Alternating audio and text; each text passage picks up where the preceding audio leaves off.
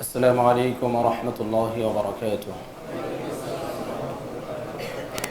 الحمد لله رب العالمين، الصلاة والسلام على سيد الأنبياء والمرسلين وعلى آله وصحبه أجمعين. أما بعد، فأعوذ بالله من الشيطان الرجيم. بسم الله الرحمن الرحيم. والذين يقولون ربنا هب لنا من أزواجنا وذرياتنا قرة أعين واجعلنا للمتقين إماما. وعن أبي هريرة رضي الله تعالى عنه أنه قال قال رسول الله صلى الله عليه وسلم: تنكح المرأة لأربع: لمالها ولحسبها ولجمالها ولدينها، فاظفر بذات الدين تربت يداك. رواه البخاري أو كما قال عليه الصلاة والسلام. صدق الله العظيم وصدق ما قال رسوله النبي الكريم، ونحن على ذلك لمن الشاهدين والشاكرين، والحمد لله رب العالمين. رب اشرح لي صدري ويسر لي أمري واحلل عقدة من لساني يفقه قولي. اللهم اجعلنا من الذين آمنوا وعملوا الصالحات وتواصوا بالحق وتواصوا بالصبر. আলহামদুলিল্লাহ, আল্লাহ জাল্লা জালালুহু ওয়া মান্নাহু লাখ কোটি শুকরিয়া যে মহান রব্বুল আলামিন আমাকে আপনাকে পবিত্র জুমার দিনে জুমার সালাত আদায় করার জন্য আল্লাহর ঘর মসজিদে আসার তৌফিক দিয়েছেন। এজন্য সকলেই মহান রব্বে কারীমের কৃতজ্ঞতা জ্ঞাপন অর্থে কালিমাতুশ শুকর আদায় করি। সকলে বলি আলহামদুলিল্লাহ। আলহামদুলিল্লাহ, আজকে আমরা একটি গুরুত্বপূর্ণ বিষয়ে আমরা আলোকপাত করতে চাই।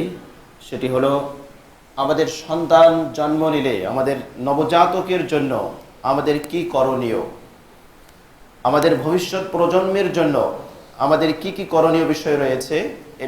এই বিষয়গুলো আমরা কোরআন এবং সুন্নাহর আলোকে আমরা আলোকপাত করতে চাই। যে বিশ্বনবী মুহাম্মদ রাসূলুল্লাহ সাল্লাল্লাহু আলাইহি ওয়াসাল্লাম তিনি আমাদেরকে কি নির্দেশনা দিয়েছেন, কোরআন এবং সুন্নাহ আমাদেরকে কি নির্দেশনা দেয়, রাসূল সাল্লাল্লাহু আলাইহি ওয়াসাল্লাম তার সুন্নাহ কি। একজন নবজাতক পৃথিবীতে আগমন ঘটলে আমরা যেই রসুম রেওয়াজ, আমরা যেই অনেক সময় বিভিন্ন ধরনের কুসংস্কার, সেগুলোও আমরা পালন করি, উদযাপন করি, অথচ আমাদের সমাজের বাস্তব চিত্র অজ্ঞতা জাহালাত এ পর্যায়ে পৌঁছেছে যে একজন নবজাতকের সাথে কেমন আচরণ করতে হবে মুসলিম হিসাবে। রসুল আমাদের জন্য কি আদর্শ রেখে গিয়েছেন, উৎস রেখে গিয়েছেন, আমরা অনেকেই এটা জানি না। এর বাস্তবতা আপনি দেখতে পাবেন যেখানে নবজাতকের জন্ম হয়, কোনো হসপিটালে যান, সেখানে গিয়ে সন্তান যখন জন্ম নেবে, ভূমিষ্ঠ হবে, এই সন্তানের সাথে কি করা হয় আর রসুল কি শিক্ষা দিয়েছেন, রসুলের আদর্শ কি, ইসলামী নির্দেশনা কি, আমরা অনেকেই জানি না। আমরা যদি এখন প্রশ্ন করি, জিজ্ঞেস করি যে আমাদের সন্তানদের সাথে, যে সন্তানগুলো দুনিয়াতে আসলো, এই সন্তানদের সাথে ইসলামী রীতিনীতি অনুযায়ী আমাদের আচরণ হয়েছে কিনা, আমাদের অনেককেই অ্যান্সার দিতে হবে যে আমরা এই আচরণ করতে পারিনি। হতে পারে অজ্ঞতার কারণে অথবা অন্য কোনো কারণে এটা হতে পারে। প্রথমে যে নবজাতক ভবিষ্যতে আসবে, জন্ম নেবে, তার জন্য আমাদের করণীয় কি। আমরা যারা অভিভাবক রয়েছি আমাদেরকে কি কি করণীয় কোরআন এবং সুন্নাহ আমাদেরকে নির্দেশ করে। ভবিষ্যৎ প্রজন্ম, আগামী প্রজন্ম যারা বংশ পরম্পরায় পৃথিবীকে টিকিয়ে রাখবে, যেমন যেই ধারাবাহিকতা চলে এসেছে, আমাদের পূর্বপুরুষরা তারা চলে গিয়েছেন, আজকে আমরা আছি, ভবিষ্যতে আবার আমরা চলে যাব, নতুন প্রজন্ম আসবে। এভাবে আল্লাহ রাব্বুল আলামিন পৃথিবীর ভারসাম্যকে, আল্লাহ পাক এই পৃথিবীর মানব সভ্যতাকে আল্লাহ পাক টিকিয়ে রেখেছেন। এটি হলো চিরাচরিত নিয়ম, আল্লাহ রাব্বুল আলামিনের নিয়ম। প্রথমে ভবিষ্যৎ প্রজন্মের জন্য আমাদের করণীয় কি, এক্ষেত্রে আমরা সুন্নাহয় নির্দেশনা পাই। পেয়ারা নবী সাল্লাল্লাহু আলাইহি ওয়াসাল্লাম আমাদেরকে নির্দেশ দিয়েছেন যে সন্তানগুলো ভবিষ্যতে দুনিয়াতে আসবে, সেই সন্তানদের জন্য আমাদেরকে একটা নেককার মা এবং একটা নেককার বাবা আমাদেরকে উপহার দিতে হবে। কিভাবে উপহার দিতে হবে? মা নির্বাচনের ক্ষেত্রে আমাদেরকে দিনদারির এই বিষয়গুলোকে আমাদেরকে প্রায়োরিটি দিতে হবে, আমাদেরকে দেখতে হবে। বাবা নির্বাচনের ক্ষেত্রে আমাদেরকেও এই বিষয়গুলো নিয়ে ভাবতে হবে। আপনি যদি ছেলের অভিভাবক হন, তাহলে যেই মেয়েটি আপনার ছেলের বধূ হবে, আপনার পুত্রবধূ হবে, সেই পুত্রবধূটি তার ভিতরে ইসলামী নলেজ আছে কিনা, বেসিক আছে কিনা, সে কি আস্তিক নাকি নাস্তিক, সে কি স্রষ্টায় বিশ্বাস করে কিনা, সে ইসলামের বেসিক যেই জিনিসগুলো আছে সেগুলো পালন করে কিনা, অভিভাবক হিসেবে দায়িত্ব আপনাকে এগুলো অবশ্যই ভাবতে হবে। আবার আপনি যদি পাত্র নির্বাচন করতে যান আপনার মেয়ের জন্য, তাহলেও শুধুমাত্র চাকচিক্য আর আভিজাত্য আর বংশ গরিবা এগুলোই মূল বিবেচ্য বিষয় নয়। আপনাকে প্রথমেই ভাবতে হবে এই সন্তান, এই পাত্র আমার মেয়ের জন্য আমি তাকে ইন্তেখাব করব, নির্বাচন করব, তার ক্যারেক্টার, তার চরিত্র ভালো কিনা, তার ভিতরে স্রষ্টার বিশ্বাস আছে কিনা, ইসলামের বেসিক আছে কিনা, এই জিনিসগুলো আমাদেরকে ভাবতে হবে। আমরা যখন ইসলামী অনুশাসনের কথা বলি, আমরা যখন পর্দার কথা বলি, আমরা যখন নৈতিকতার কথা বলি, সামাজিক মূল্যবোধের কথা বলি, তখন অনেক তথাকথিত বুদ্ধিজীবী নারীবাদী তারা নাক ছিটকায়, আমাদেরকে বিভিন্নভাবে আঘাত করার জন্য তারা বসে থাকে। কিন্তু সামাজিক বাস্তব চিত্রগুলো আমাদেরকে বারবার প্রমাণ করে দিয়েছে যে নৈতিকতার শিক্ষা, সামাজিক মূল্যবোধ, ধর্মীয় মূল্যবোধ এগুলো আমাদের জন্য অত্যন্ত প্রয়োজনীয়। এরকম এক্সাম্পল ভুরি ভুরি এসেছে, কে না জানে।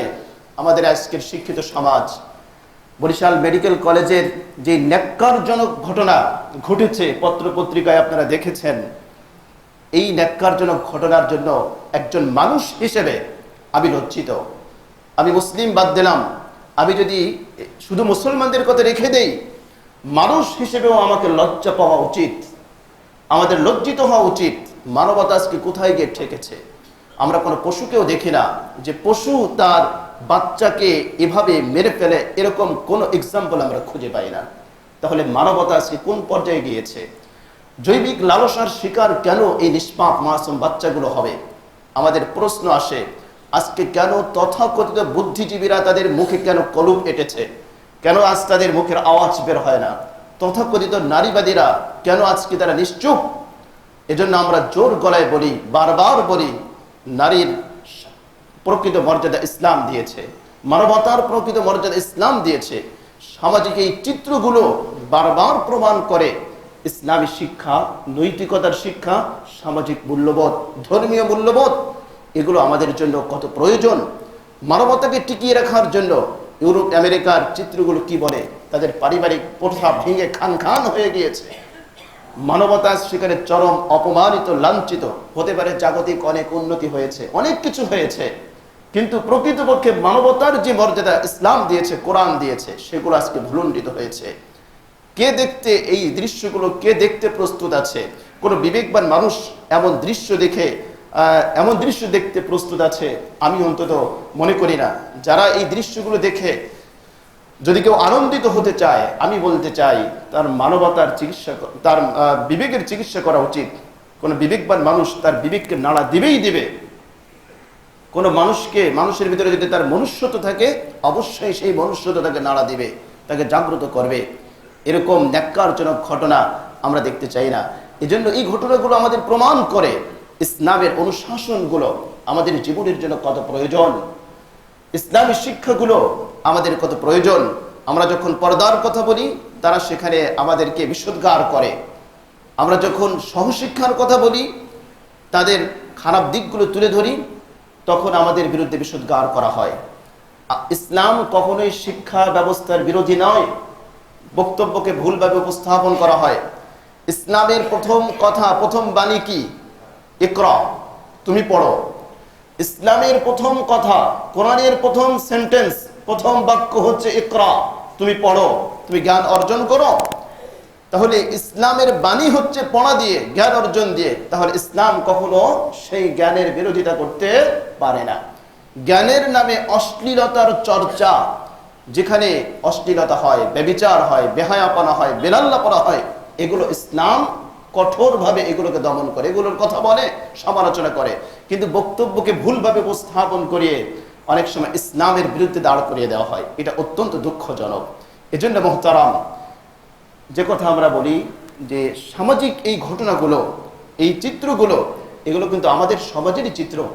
আমাদের এই সমাজের ভিতর যে ঘুণ ঢুকেছে, বাহ্যিক অবয়ব আমাদের কিছুটা ঠিক আছে, খোলস ঠিক আছে, কিন্তু আমরা ভিতরে ভিতরে যে দেউলিয়া হয়ে গিয়েছি, সংস্কৃতির দিক থেকে আমরা যে একেবারে দেউলিয়া হয়ে গিয়েছি, দেউলিয়াপনত্ব যে আমাদের ভিতরে চলে এসেছে, ঘটনাগুলো কিন্তু তারই প্রমাণ হয়। এজন্য 3 বছরের শিশু ধর্ষিতা হয়, মায়ের হাতে সন্তান খুন হচ্ছে যে পরকীয়ার কারণে। সন্তানের সবচেয়ে নিরাপদ আশ্রয় হলো মা। সেই মায়ের হাতে সন্তান আজ নিরাপদ নয়, বাবার হাতে সন্তান নিরাপদ নয়, স্বামীর হাতে স্ত্রী খুন হচ্ছে, স্ত্রীর হাতে স্বামী খুন হচ্ছে, সন্তানের হাতে পিতা খুন হচ্ছে। এই চিত্রগুলো আমাদের কি বলে? কোন পর্যায়ে কোথায় গিয়ে আমরা ঠেকেছি? এখনো যদি এগুলো লাগাম টেনে ধরা না হয়, সমাজের যারা দায়িত্বশীল রয়েছে আমাদেরকে এগুলো নিয়ে ভাবতে হবে। তা না হলে আমরা কিন্তু আমাদের ক্ষমতার বাইরে চলে গেলে এই অশ্লীলতার সয়লাভ কিন্তু ঠেকানো কোনোভাবেই সম্ভব হবে না। এজন্য মহতারাম, এই বিষয়গুলো আমাদেরকে ভাবতে হবে। আমরা বাল্য বিবাহকে নিরুৎসাহিত করি, তবে 16 বছরের মেয়ের বিবাহ পড়ানোর জন্য যদি ইমাম গ্রেফতার হয়, তারও আমরা তীব্র নিন্দা জানাই। কেননা কি জবাব দিবে এখানে? কাজেই এই চিত্রগুলো, এই আইনগুলো সংশোধনের দাবি রাখে যে না, আইনগুলো এমন হওয়া চাই প্রয়োজনে বিবাহ বন্ধনে আবদ্ধ হতে পারবে, তবে বাল্য বিবাহকে নিরুৎসাহিত করা হোক। বাল্য বিবাহের নামে যদি 18 আর 25 বছর যদি বয়স ধার্য করে দেওয়া হয়, তাহলে এই চিত্রগুলো বারবার দেখার জন্য আপনাকেই প্রস্তুত থাকতে হবে। বরং আরো এর চেয়ে জঘন্য আরো কোনো চিত্র দেখার জন্য আপনাকে প্রস্তুত থাকতে হবে। এটি হলো বাস্তবতা। আজ আমরা বাস্তবতার সম্মুখীন হয়েছি। মুহতারাম, কথা বলছিলাম ভবিষ্যৎ প্রজন্মের জন্য প্রথম আপনাকে যে কাজ করতে হবে সেটা হলো আপনাকে একটা ভালো মা উপহার দিতে হবে, একটা ভালো বাবা উপহার দিতে হবে। সহিহ বুখারীর হাদিস, আবু হুরায়রা রাদিয়াল্লাহু তাআলা আনহু থেকে বর্ণিত। তিনি বলেন, বিশ্বনবী সাল্লাল্লাহু আলাইহি ওয়াসাল্লাম বলেছেন, তুনকাহুল মারআতু লিআরবাইন, মহিলাদেরকে স্বভাবত 4 কারণে বিবাহ করা হয়, বিবাহ দেওয়া হয়। 1 নম্বর হলো লিমালিহা, মহিলা সম্পদশালী, তার সম্পদ আছে, মেয়ের সম্পদশালী, সম্পদের মালিক, এজন্য এই সম্পদ দেখে বিয়ে করা হয়। 2 নম্বর অলি হাসাবিহা, মেয়ের বংশ ভালো, আভিজাত্য ভালো, বংশ গরিমা ভালো আছে। যদিও এখন বংশের বিষয়টি এখন আর বিবেচ্য বিষয় নয়, এখন শুধু টাকা থাকলেই চলে, আর কিছুই প্রয়োজন হয় না। কিন্তু এক সময় ছিল দাদারা বা দাদাদের পূর্বপুরুষরা, তারা বিবাহ দিতে গেলে এই দিকটাকে খুবই গুরুত্ব দিতেন যে তার বংশ ঠিক আছে কিনা, বংশ ভালো কিনা, বংশের ধারাবাহিকতা কেমন ইত্যাদি। এগুলো কিন্তু খুবই ইম্পর্টেন্ট বিষয়, এগুলোকে হালকা করে দেখার কোনো সুযোগ নেই। তো রাসূল বললেন 1 নম্বর হলো লিমালিহা, সম্পদ দেখে বিয়ে করানো হয়, বিয়ে করা হয়। 2 নম্বর হলো ওলি হাসাবিহা, হাসাব মানে বংশ, বংশ দেখে বিয়ে দেওয়া হয়। 3 নম্বর হলো ওলি জামালিহা, মেয়ে সুন্দরী, এজন্য মেয়েকে বিবাহ করা হয়। 4র্থ বিশ্বনবী বললেন ওলি দীনিহা, দিনদারি দেখে বিয়ে দেওয়া হয়। আলহামদুলিল্লাহ, অনেক ফ্যামিলি এমন আছে যে ছেলের স্ট্যাটাসের সাথে মেয়ের স্ট্যাটাসের ওরকম কোনো মিল নেই, কিন্তু মেয়ে দিনদার, মেয়ে পরহেজগার, মেয়ের ভেতরে তাকওয়া আছে দেখে আর সব কিছুকে উপেক্ষা করে এই মেয়েকেই তারা পুত্রবধূ হিসেবে গ্রহণ করে। ছোট্ট একটি এক্সাম্পল দিতে চাই ইতিহাসের কিতাব থেকে, তারিখের কিতাব থেকে।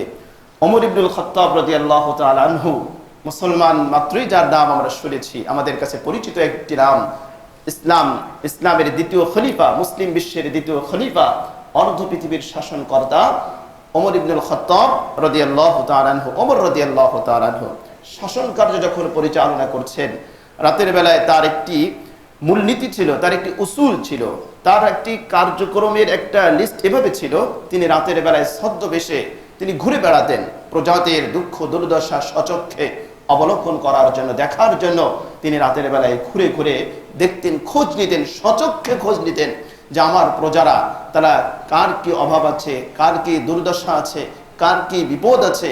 এজন্য তিনি রাতের বেলায় ঘুরে বেড়াতেন।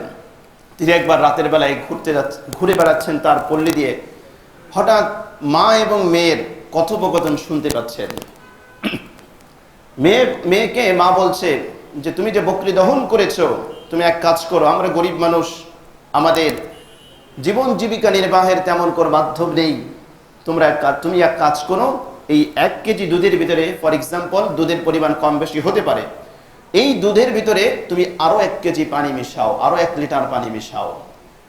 মেয়ে বললেন, মা তুমি কি খবর শোনো নাই আমিরুল মুমিনিন কি বলেছেন, কোনো ভেজাল খাবার বাজারে বিক্রি করা যাবে না, খাবারের ভিতরে ভেজাল মিশ্রিত করা যাবে না। আজকে কথায় কথায় এসে যায় কোন খাবারটি মুখে দিব, মুখে দিতেই ভয় লাগে। বাজারে দেখা যায় কত রঙের, আলহামদুলিল্লাহ আমাদেরকে যে আল্লাহ পাক কত নিয়ামত দিয়েছেন। ফলের মৌসুম যখন আসে দোকানগুলোর দিকে তাকালে শুকরিয়ায় অন্তর থেকে আল্লাহ পাকের শুকরিয়া বেরিয়ে আসে। আলহামদুলিল্লাহ আল্লাহ পাক কত নিয়ামত আপনাকে দিয়েছেন, লিচু দিয়েছেন, আম দিয়েছেন। এই ফলগুলো যখন সুন্দর করে পরিপাটি করে সাজানো হয়, সত্যি স্রষ্টার কথা মনে পড়ে যায় যে আল্লাহ পাক কত নাজ নিয়ামত আমাদেরকে দিয়েছেন। কিন্তু যখন এর বাস্তবতা চিন্তা করা হয়, এই রসালো ফলগুলো মুখে দিতে আমরা ভয় পাই। যে খাদ্যের মাধ্যমে আমাদের জীবন জীবিকা, আমাদের জীবন যার পরে নির্ভরশীল, সেই খাদ্যে আজ ভেজাল ঢুকেছে, ফরমালিন সব জায়গায় ঢুকে গিয়েছে। তো এখানে ওমরের মতো আসলে হিম্মতওয়ালা সেই শাসন ব্যবস্থা দরকার। তিনি হুকুম জারি করেছেন তার রাজ্যে কোনো খাদ্যে ভেজাল চলবে না, খাবারের ভিতরে ফরমালিন মেশানো চলবে না। মেয়ে বললেন, মা তুমি কি শোনোনি আমিরুল মুমিনিন কি বলেছেন? তিনি বলেছেন কোনো খাদ্যের ভিতরে ভেজাল মেশানো চলবে না, দুধের ভিতরে পানি মেশানো চলবে না। এবার মেয়েকে মা বলছে, আরে বোকা মেয়ে, আমিরুল মুমিনিন কি তোমার ঘরের পিছনে এসে দাঁড়িয়ে আছে নাকি? তোমার কথা শুনবে নাকি? তখন তোমার দুধের ভিতরে পানি মিশ্রিত করলে, মিশালে এ পরিমাপ করার কোনো যন্ত্র ছিল না। মা বলছে, আমিরুল মুমিনিন তো তোমার পিছনে এসে দাঁড়িয়ে থাকে নাই, তোমার ঘরের ভিতরে দাঁড়িয়ে থাকে নাই। কিন্তু বাস্তবে তিনি কি করেছেন? ঘরের পিছনে এসে দাঁড়িয়ে আছেন। মাসলাকে জেনে নেই, কারো ঘরের পেছনে গিয়ে আড়ি পাতা সাধারণ কোনো মুসলমানের জন্য এটা জায়েজ নেই। তিনি ছিলেন আমিরুল মুমিনিন, তিনি প্রকৃত রহস্য উদ্ঘাটন করার জন্য, উন্মোচন করার জন্য, জানার জন্য, তার জন্য এটা বৈধ ছিল। কাজেই এই ধরনের যারা কাজে যারা নিয়োজিত, রাষ্ট্রীয় কাজে যারা নিয়োজিত, রাষ্ট্রের নিরাপত্তা যাদের উপর অর্পিত হয়েছে, তাদের জন্য এটা বৈধ। কিন্তু আপনি আমি সাধারণ মুসলমান একজনের ঘরের কাছে গিয়ে আড়ি পাতব, খবরদার, খবরদার, এটা বিলকুল হারাম। ওয়ালা তাজাসসু, সূরা হুজুরাতের ভিতরে আল্লাহ পাক বলে দিয়েছেন এরকম গুপ্তচর বৃত্তি তোমরা করো না, কারো ঘরের কাছে গিয়ে তোমরা আড়ি পেতো না। কাজে এই ঘটনা শুনে আবার আপনি আড়ি পাতা শুরু করবেন, খবরদার, এটা সাধারণ মুসলমানের জন্য এটা বৈধ নয়, এটা জায়েজ নেই। সূরা হুজুরাতের স্পষ্ট ঘটনা। মা বললেন, আমিরুল মুমিনিন কি তোমার ঘরের পিছনে এসে দাঁড়িয়ে আছে নাকি? তুমি দুধের ভিতরে পানি মিশাও। সে তো আর এখন দেখছে না, হয়তো সে ঘুমে বিভোর রয়েছে। মেয়ে বললেন, মা হয়তোবা আমিরুল মুমিনিনের চোখ কি তুমি ফাঁকি দিতে পারবে, কিন্তু আরো এক চোখ রয়েছে, চিরন্তন সত্তা, তিনি তো দেখছেন, এমন এক সত্তা রয়েছেন আমিরুল মুমিনিনকে, তিনি হলেন আমাদের আরবের রাজা, রাজাধিরাজ, সর্বশক্তিমান মহান আল্লাহ রাব্বুল আলামিন। লা তাখুযুহু সিনাতু ওয়ালা নাওম, কোন ঘুম কোন তন্দ্রা তাকে স্পর্শ করে না। তার চোখকে তুমি কি করে ফাঁকি দিবে? আমিরুল মুমিনিনের আদালতে তোমাকে হয়তোবা প্রমাণ করতে পারবে না, তুমি পার পেয়ে যেতে পারবে। আল্লাহর আদালতে, আল্লাহর দরবারে গিয়ে তুমি কিভাবে পার পাবে? আল্লাহু আকবার। মেয়ের তাকওয়া কেমন, ঈমান কেমন! আমিরুল মুমিনিন কিন্তু ঘরের পাশে দাঁড়িয়ে সব কিন্তু শুনছেন, সব কিন্তু শুনতেছেন নিজ কানে যে মা আর মেয়ে কথা বলছে। আমিরুল মুমিনিন শুকরিয়া আদায় করলেন, আল্লাহু আকবার, আলহামদুলিল্লাহ, আমার রাজ্যে এমন মানুষ আছে, এমন দারিদ্র্যের কষাঘাত। মেয়ে আরো বলছে যে মা, দুধ যতটুকু আছে আমরা অতটুকু বিক্রি করব। তুমি বৃদ্ধ মানুষ, তুমি বুড়া মানুষ, খাবার যদি তোমার না খেয়ে থাকতে কষ্ট হয়, তুমি খাবারগুলো সব খেয়ে নিও, আমি না খেয়ে থাকবো, তারপরেও তুমি আমাকে খাবারের ভিতরে ভেজাল মিশাতে বলো না, আমাকে তুমি দুর্নীতি করতে বলো না। সুবহানাল্লাহ, সুবহানাল্লাহ। কেমন তাকওয়া আর কেমন বিশ্বাস! এই বিশ্বাসটুকুই জাগ্রত করা চাই, এটি হলো তাকওয়া। লোকের সামনে আমরা তো অনেকেই ভালো মানুষ, আমার লিবাসটা সুন্দর, দাড়ি আছে, টুপি আছে, পাগড়ি আছে, আমি তো ভালো মানুষ। কিন্তু আমার প্রকৃত অবস্থা হবে আমি যখন লোক চক্ষুর অন্তরালে চলে যাব, আড়ালে আবডালে চলে যাব, তখন আমার ভিতরে আল্লাহর ভয় কতটুকু থাকবে বলেন তো দেখি। প্রজারা যদি এমন হয়, রাষ্ট্রীয় সম্পদ যদি তার সামনেও পড়ে থাকে, এমন প্রজা ভুলেও সেই রাষ্ট্রীয় সম্পদকে তাসাররুফ করতে কখনোই সে হাত দেবে না। কখনোই ব্যাংক থেকে হাজার হাজার কোটি টাকা লুট করে পাচার করার কখনোই সাহস সে যোগাবে না। এজন্য আমরা বলি যে সুশাসন দরকারের জন্য সুনাগরিকও দরকার। শুধুমাত্র শাসন দিয়ে সবকিছু হয় না, আইনের হাত সব জায়গায় পৌঁছায় না। এমন কিছু জায়গা আছে যেখানে আইনের হাত সেখানে যেতে পারে না। আইনের হাত এত লম্বা নয় বা আইনের এত শক্তি নাই যে সেই অপরাধের দেওয়ালগুলো ভেঙে মিসমার করে দেবে, চুরমার করে দেবে, এমন শক্তি অনেক ক্ষেত্রে আইনের হয় না, নেই, বিভিন্ন কারণে এটা হয়ে থাকে। তো সেইখানে গিয়ে কোনো একজন মানুষের অন্তরের ভিতরে যদি এই ভয় থাকে, দুনিয়ার কেউ না দেখুক, আমার আল্লাহ রাব্বুল আলামিন আমাকে দেখছেন, তাহলে মানুষ যদি সাতবক জমিনের নিচেও চলে যায়, সমুদ্রের গহীনেও চলে যায়, সেই মানুষের দ্বারা কখনো অপরাধ করা সম্ভব নয়। কেন সম্ভব নয়? তার ভিতরে কি আছে? আল্লাহর ভয় আছে। মেয়ে বললেন যে মা, এটা আমার দ্বারা কখনোই সম্ভব না। আমিরুল মুমিনিন তিনি কিন্তু সব কথা শুনছেন, দৌড়ে চলে গিয়েছেন বাড়িতে। বাসায় গিয়ে ছেলের জন্য পাত্র খুঁজছিলেন এতদিন পর্যন্ত।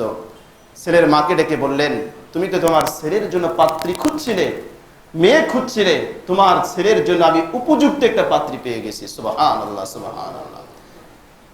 অর্ধ পৃথিবীর শাসনকর্তা আমিরুল মুমিনিন ওমর ইবনুল খাত্তাব রাদিয়াল্লাহু তাআলা আনহু তার ছেলের জন্য তিনি এই দুধ বিক্রেতার মেয়েকে পুত্রবধূ হিসেবে ঘরে নিয়ে গিয়েছেন। সুবহানাল্লাহ। এবং ইতিহাস কথা বলে, এই সেই মেয়ে, যেই মেয়ের ঔরসে জন্ম নিয়েছিল দ্বিতীয় ওমর, যাকে বলা হয় ওমর ইবনে আব্দুল আজিজ। ওমর ইবনে আব্দুল আজিজের শাসনের কথা আপনারা শুনেছেন, যার সুশাসনের সময় বাঘ এবং ছাগল একই সাথে পানি খেত। রূপকথা যেটাকে আমরা বলি, বাস্তবতা যেটাকে বলি, যিনি পৃথিবীতে এমন ন্যায়ের শাসন উপহার দিয়েছিলেন, এই ওমর ইবনে আব্দুল আজিজ হলো ওমর ইবনুল খাত্তাব রাদিয়াল্লাহু তাআলা আনহুর এই পুত্রবধূর ঔরসজাত সন্তান, এখান থেকে এসেছে। এজন্য মুহতারাম, যে কথা বলেছিলাম, এক্সাম্পলটি এজন্য দিয়েছি, রাসূল বললেন তোমরা তোমাদের ছেলে মেয়েদেরকে বিবাহ দিবা চার কারণে।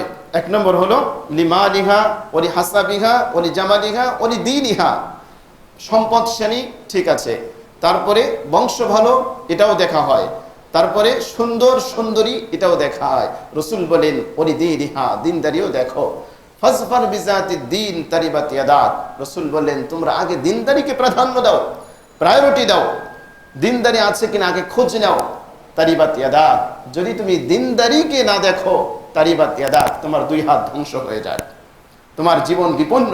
এই জন্য আমরা এক্সাম্পলটা এভাবে বলি, দিনদারি হচ্ছে এক, দিনদারি হলো এক, এরপরে সম্পদ আছে 10 হলো, এরপরে বংশ ভালো 100 হলো, এরপরে সুন্দরী 1000 হলো।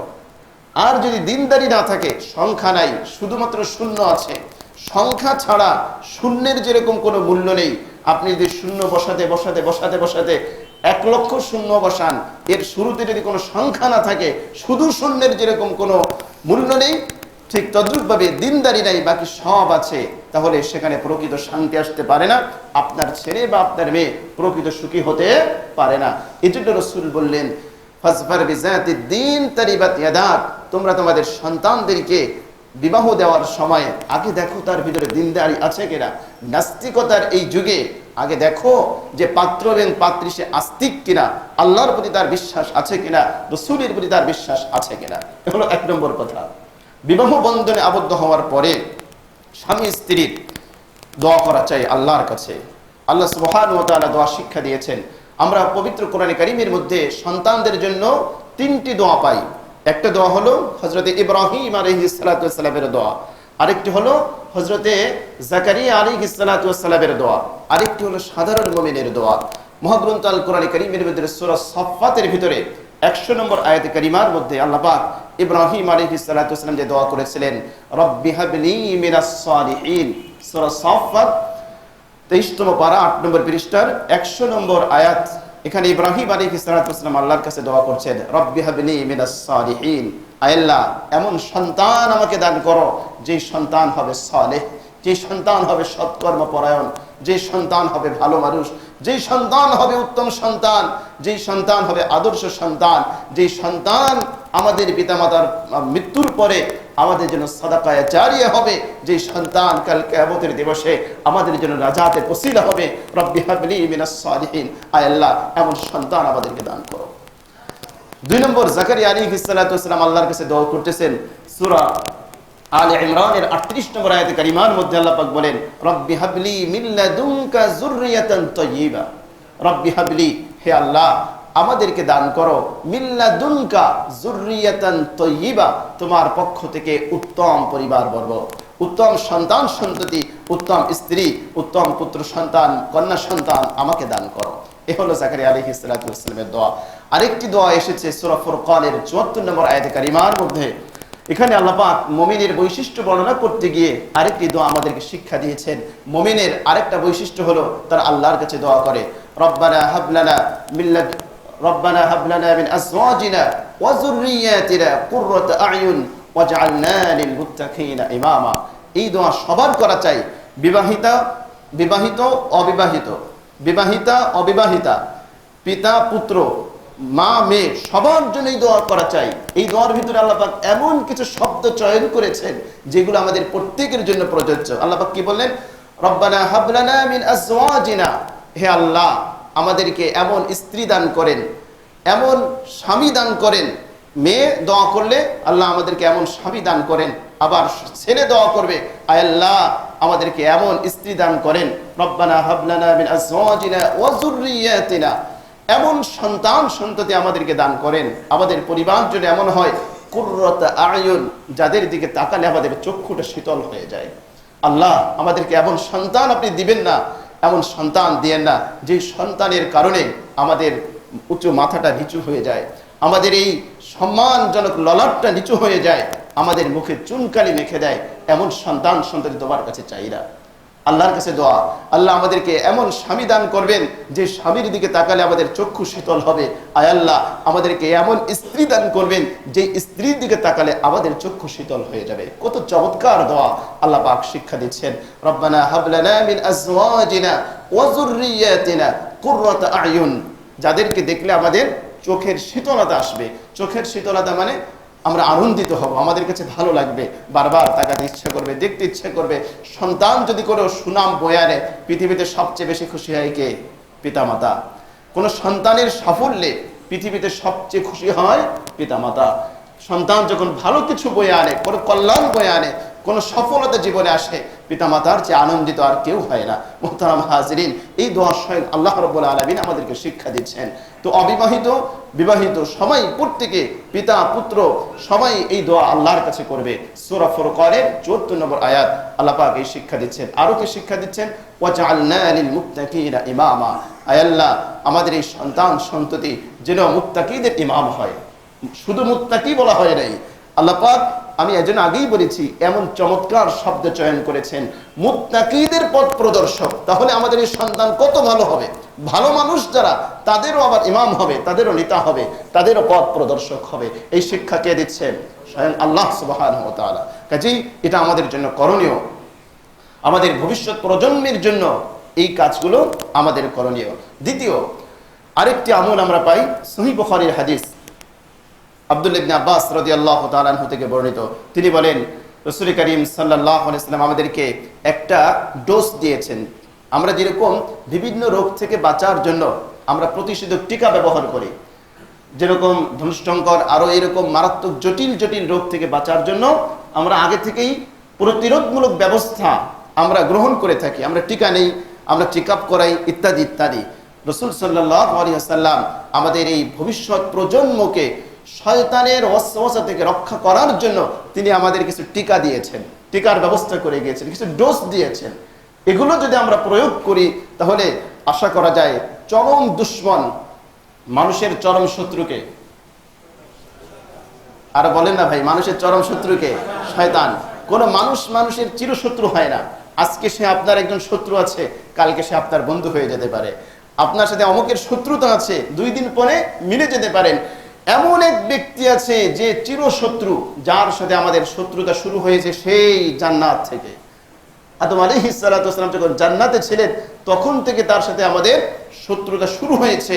সে কসম করে করে বারবার বলেছে, লাকুদান্না লাহুম সিরাতাকাল মুস্তাকিম, আয় আল্লাহ আমি একেবারে পথের মোড়ে মোড়ে সিরাতে মুস্তাকিমের পথে ওত পেতে বসে থাকবো এই আদম সন্তানকে আমি গুমরাহ করার জন্য, ধোঁকা দেওয়ার জন্য। ওয়ালা উগবিয়ান্নাহুম আজমাইন, এদের সবাইকে আমি গুমরাহ করে দেব, সবাইকে জাহান্নামী করে দেব। এরকম বারবার কসম করে শপথ করেছে ইবলিস।